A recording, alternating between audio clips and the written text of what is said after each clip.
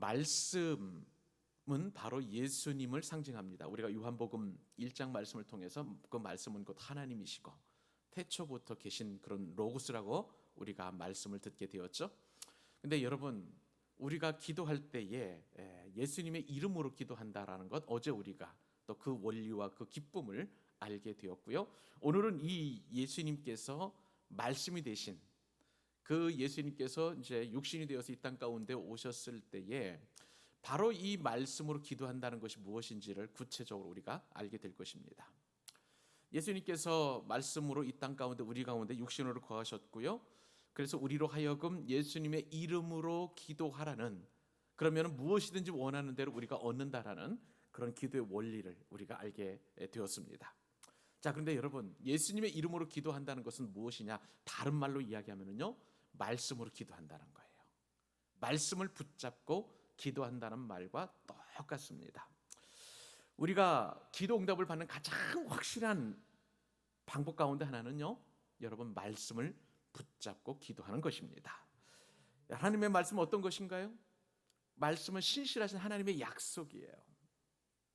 그 약속은 변함이 없고 언제나 신실하게 우리에게 다가오고요, 그리고 그 약속하신 것대로 우리 하나님은 응답하여 주십니다.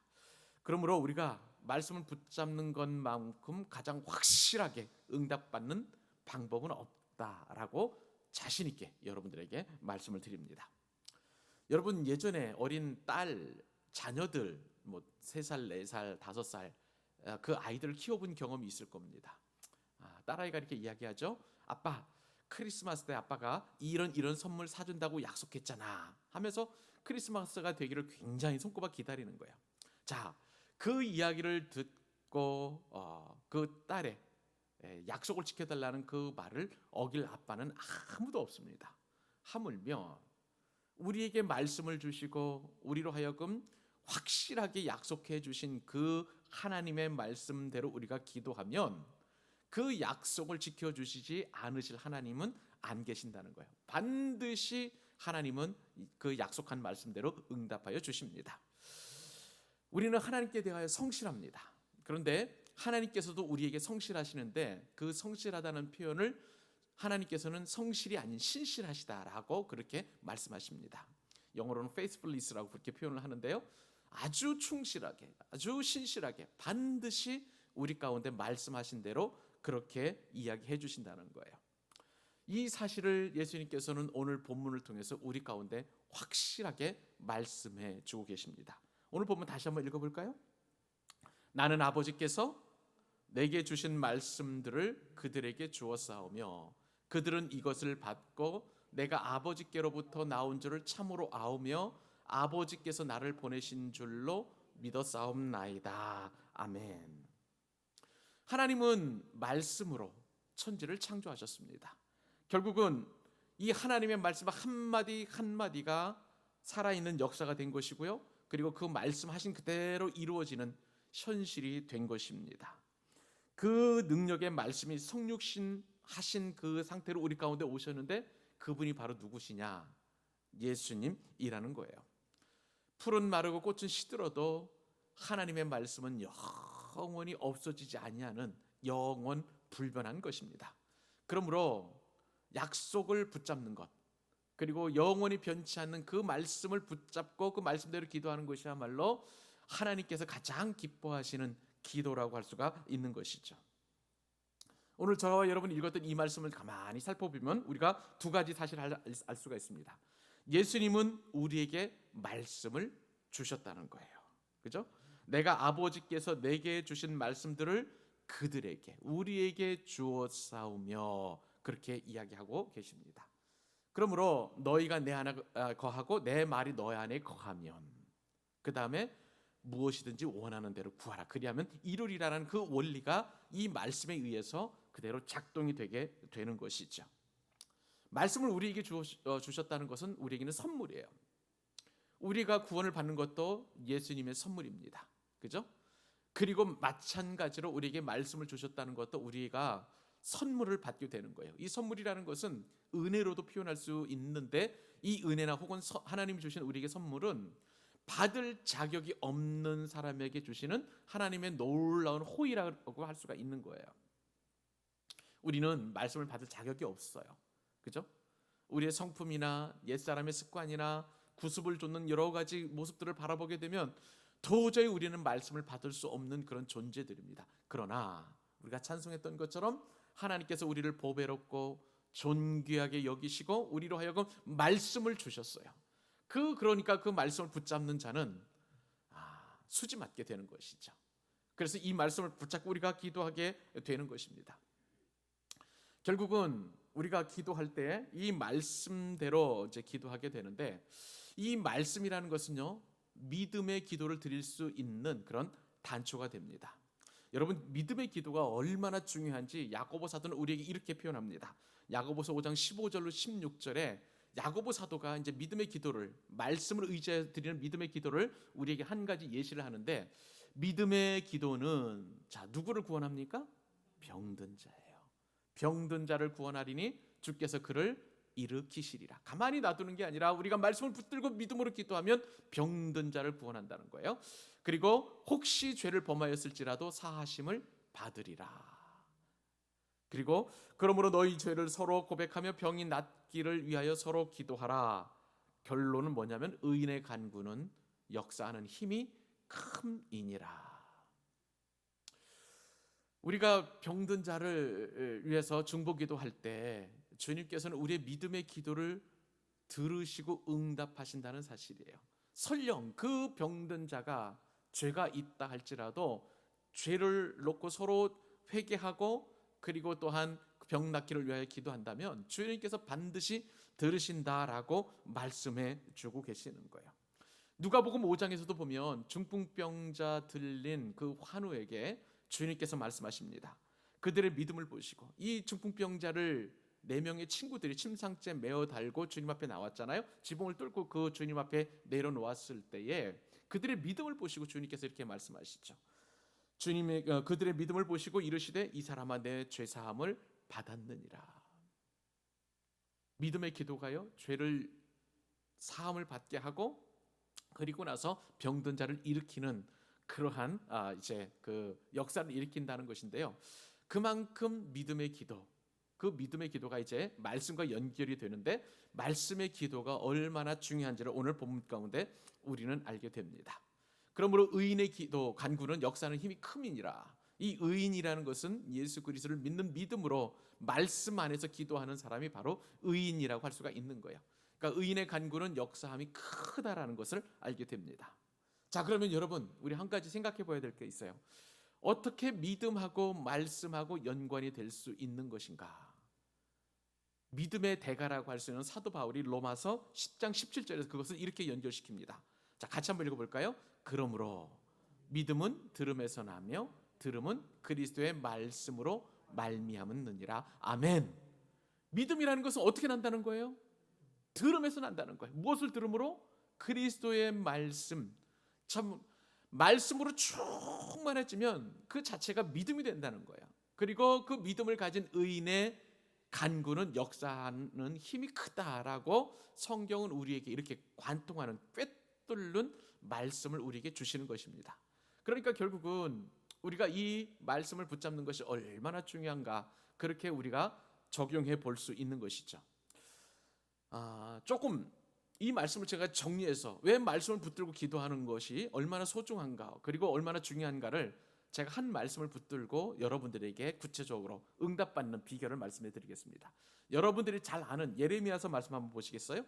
예레미야서 33장 2절로 3절 말씀에 보면 하나님께서 우리에게 말씀하십니다. 이를 행하시는 여호와, 그것을 만들며 성취하시는 여호와. 이것을 가지고 기도하십시다. 자, 말씀을 붙잡고 기도하는 원리가 이렇게 적용하시면 되겠습니다. 하나님, 저는 우리 하나님께서 이를 행하시는 분이심을 믿습니다. 왜냐하면 성경에 그렇게 기록되어 있기 때문에 그래요. 그렇죠? 그러니까 이 말씀을 가지고 기도할 때에 이 말씀 그대로 하나님은 이를 행하시는 여호와이십니다. 저는 지금 이런 일을 행하고 싶고 또 이런 일을 이루어 줘야 되는데 내 힘과 내 능력과 내 마음대로 되지 않습니다. 지금 사방은 꽉 막혀 가지고 도대체 일을 진행할 수가 없습니다. 그런데 일을 행하시는 분은 바로 하나님이시라고 하시오니 하나님 이 일을 행하여 주옵소서. 그리고 또 이 말씀 붙들고 그것을 만들며 성취하여 주옵소서. 그렇게 구체적으로 이 말씀을 붙들고 기도하는 거예요. 그리고 그 이름을 여호와라 하는 이가 이같이 말씀하시는 보다. 여호와라는 것은 전능하신 하나님이라는 뜻이에요. 우리가 사람과 다르다는 뜻이에요. 그리고 모든 것을 이루시는 분이시라는 거예요. 그 여호와의 이름을 붙들고 제가 지금 기도합니다. 그렇게 기도하시면 되는 거예요. 하나님의 말씀에 순종하여 부르짖으라 말씀하시는 제가 지금 이 문제를 놓고 주님 앞에 부르짖습니다. 주님, 이 부르짖음에 이 말씀을 보니까 응답하여 주시겠다고 약속해 주셨사오니 제가 지금 이 부르짖는 이 기도에 응답하여 주시옵소서. 그리고 내가 알지도 못하는 크고 은밀한 일을 내게 보여 주옵소서. 이게 바로 여러분 말씀을 붙들고 기도하는 거예요. 여러분이 지금 가지고 있는 어떤 일을 행해야 하는 그 일이 무엇입니까? 그 일을 가지고 여러분 기도 제목을 가지고 이 안에 좀 넣어보세요. 내가 지금 진로 문제 때문에 고민하고 있어요? 그러면 내 진로를 위하여 일하시는 하나님, 그리고 그 진로를 만드시고 성취하시는 하나님, 그리고 불가능을 가능케 하시고 전능하신 하나님 앞에 내가 지금 간절히 부르짖습니다. 주님, 내가 부르짖으면 응답하시겠다고 말씀하여 주셨고 내가 알지도 못하고는 크고 은밀한 일을 보여주시마 약속하여 주셨사오니 말씀대로 이루어 주옵소서. 이것이 바로 말씀을 붙들고 기도하는 거예요. 말씀을 붙들고 기도하는 것입니다. 여러분, 우리에게는 수많은 말씀들이 우리 가운데 주어지잖아요. 때로는 우리가 이처럼 기도할 수 있는 힘을 얻을 수 있는 말씀도 주시기도 하시고요, 때로는 우리는 책망하시는 말씀도 주시기도 하시고요, 때로는 우리의 믿음을 견고케 하시는 말씀도 주실 수 있기도 하고요, 때로는 정말 나의 마음속을 깊이 들여다보시고 주시는 말씀과도 같은 그 귀한 은혜의 말씀을 우리에게 주시기도 하십니다. 그렇다면 우리에게 주어진 그 말씀을 붙들고 이렇게 기도하게 되면 주님은 우리로 하여금 그 말씀을 붙들고 기도하는 대로 이루어 주시는 것입니다. 하나님은 완벽하신 분이세요. 하나님은 온전하신 분이세요. 그리고 말씀하신 그대로 이루어 주시는 분이신데 한 가지 약점이라고 할 수 있는 그 약점은 말씀하신 바를 반드시 이루어 주신다는 거예요. 그러므로 거절을 못 하시는 거예요, 여러분. 신실하신 하나님, 그리고 약속을 반드시 지키시는 그 하나님 앞에 그 약속은 바로 뭐예요? 이 성경 말씀 아니겠어요? 그러니까 이 말씀대로 우리가 붙잡고 기도하기만 하면, 성경에 보니까 예레미야 33장 2절과 3절 이렇게 기록해 주셨는데 이 말씀 붙잡고 제가 기도하니까 아빠, 크리스마스 때 약속해 주신 그 선물을 주시겠다고 하셨으니 반드시 나에게 주어요, 이렇게 이야기하는 5살 어린 아이와 같이 이 말씀을 붙들고 하나님 앞에 간구하게 되면 하나님은 반드시 그 약속대로 이루어 주실 수밖에 없다는 사실이에요. 이것이 바로 여러분 천기 누설입니다. 말씀을 알지 못하는 사람들, 말씀의 은혜를 경험하지 못하는 사람들은 도저히 알 수 없는 기도의 비밀이라고 할 수가 있는 거예요. 여러분들을 축복합니다. 말씀을 많이 읽으십시오. 그리고 설교를 많이 들으십시오. 그리고 말씀을 많이 묵상하세요. 내 마음 가운데 말씀이 차곡차곡 쌓여지면 쌓여질수록 우리의 기도의 지경도 넓어지고 기도의 영역도 넓어지고, 그러니까 우리가 기도할 수 있는 그런 풍성한 은혜를 경험하게 된다는 거예요. 결국은 우리가 말씀을 붙들고 기도하지 않는 이유는 내가 말씀을 가까이 하지 않기 때문 아니겠어요? 그러니까 매일매일 말씀과 동행하는 그 은혜가 있어야만 우리는 기도 응답을 받는 풍성한 그런 축복을 누리게 된다는 사실입니다. 사랑하는 여러분, 이 새벽에 이 원리를 꼭 붙들고 기도하실 수 있기를 바랍니다. 여러분들이 가지고 있는, 그리고 여러분들이 들어왔던 말씀들 그냥 한 귀로 듣고 한 귀로 흘리는 것이 아니라 여러분의 마음 중심 가운데 새겨진 그런 말씀들이 있을 거예요. 그러면 여러분 그 말씀을 붙들고 활용하실 수 있기를 바랍니다. 여러분, 지난 월요일부터 오늘까지 우리가 기도의 네 날개를 우리가 살펴보게 되었어요. 혹시 기억하시나요? 에스겔의 환상을 통해서 하나님의 보좌 앞에 있는 네 생물들, 그 생물들은 네 얼굴을 가지고 있었어요. 모든 동물들의 가장 뛰어난 사람의 얼굴이 있었고요, 가축들의 가장 또 대표라고 할 수 있는 소의 얼굴도 있었었고요. 새의 또 대표할 수 있는 또 독수리의 얼굴도 보았고요. 또 맹수를 상징하는 그런 동물의 왕인 또 사자의 얼굴도 가지고 있다고 그랬습니다. 하나님, 그러나 우리가 그 생물에 있었을 때에 보았을 때에 우리가 가장 눈여겨보았던 것은 날개였어요. 그래서 이것을 우리의 기도의 날개로 적용하자라고 여러분들에게 말씀을 드렸습니다. 그 4개의 날개는 뭐예요? 하나는 감사였어요. 둘째는 뭡니까? 찬양이었고요. 셋째는요, 예수님의 이름이었고, 오늘 말씀이라는 4날개를 여러분들이 장착하셨습니다. 여러분, 이 4날개를 장착하게 되면요, 여러분의 기도가 풍성하게 하나님이 올라갈 줄로 믿습니다. 여러분들이 이렇게 말씀과 찬송과 감사와 예수님의 이름으로 날개를 달게 되면요, 여러분 내일 우리가 결론을 맺을 텐데 성령님께서 여러분의 기도를 은혜의 상승기류를 타고 올라갈 수 있도록 인도해 주시는 거예요. 그러면 여러분의 그 기도가 하나님의 보좌 앞에 상달되는 은혜를 경험하게 될 줄로 믿습니다. 그러니까 우리에게는 이 새벽이 이번 주에 우리가 들었던 말씀들이 얼마나 소중하고 복된 것인지 여러분 꼭 기억하실 수 있기를 바라요. 이제 2022년도 우리가 남들보다 2달 앞서서 시작하고 준비하는 마음으로 우리가 영적 대각성 운동으로 기도보다 성령보다 앞서지 않도록 우리가 작정을 하고 이 새벽에 하나님 앞에 간구를 드립니다.